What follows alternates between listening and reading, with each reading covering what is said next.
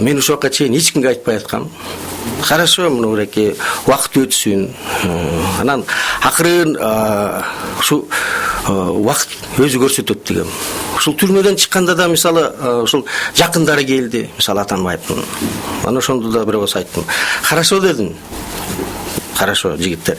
Мен баарын унутайын. Мен баарын кечейин. Бирок Алмаз Шаршеновичке бир ооз айтып койгула.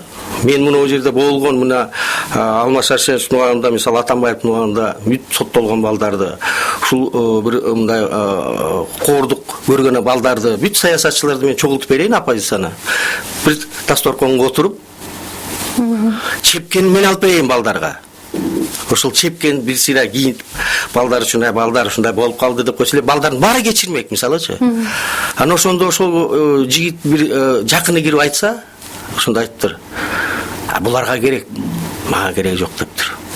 Бүгүнкү күнү тилекке каршы мына бүгүн ушундай бир күндөр болуп атат мисалы. Бүгүн булар бизге сигнал берип атат. Чогулалык, отуралык, чепкен бизден деп.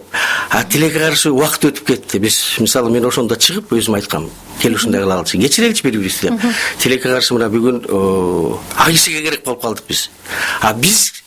Бизге ак киши кереги жок уже кол тартса колубузду үзүп койду. Азыркы бийлик менен мамилеңиз кандай? Тактап айтканда, президент Сооронбай Жээнбеков менен мурда кийин мындай кол алышып учурашкан жайыңыз барбы?